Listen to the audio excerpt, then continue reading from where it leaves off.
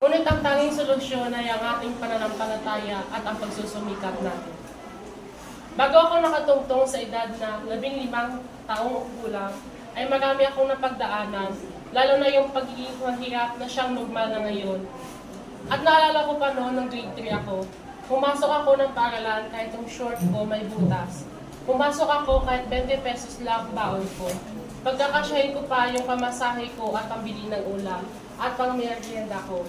Ngunit dahil ako'y na mapagpuksigi at hindi barumbado, yung 20 piso na baon ko ay meron pang natitirang 5 piso o di kaya 2 piso. Ito pa, naalala ko pa noon, nung yung papa ko ay nag-harvest o nag-grab ng isang palayan at ako naman tumulong para madaling matapos at hindi mapagod yung papa ko. Kahit ako'y pagod na, todo pa rin ako dahil alam ko sa mismong murang edad na kung hindi ka magpupursigi at magsusumikap ay wala kang iyakin sa hapagkainan, lalo na sa pamilya mo. Kahit ang likod ko masakit na at hindi na kinakaya, pero tuloy pa rin hanggang matapos. Yung 500 na inipon ko, pinahiram ko sa isang matanda dahil ito'y nanghihirap o nangangailangan. At yung 500 ay ang ipon ko. Yung pera, pinalitan niya ng isang sakong binhi na siyang ipinigay ko sa aking mga magulang upang kami ay mayroong iyahin sa aming hapagkainan. At yung binhi ay ginawa namin bigas na siyang kinakain namin.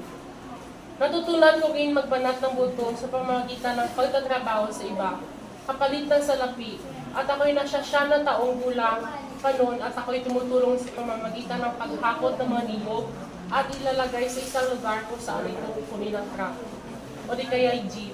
Yung binubuhat ko, tinatansya ko lang dahil mabigat sapagkat mahaba-haba rin yung lalakarin. Sa loob ng 3 araw, ang kinita ko ay 250 lamang. Hindi pa naman kasi uso noon yung mga libuhin pinapasweldo.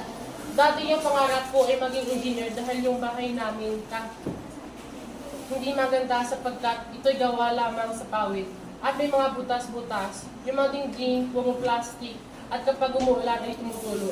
Pero sabi ko sa sarili ko, okay lang, ahon din kami, siwala lang. Bata pa ako noon, pero ang imahinasyon sa isip ko, advanced na.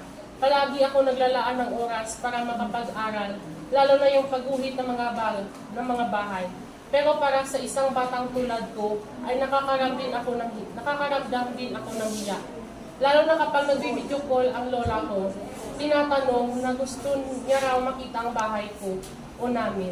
Pero instead na bahay namin ang ipakita ko,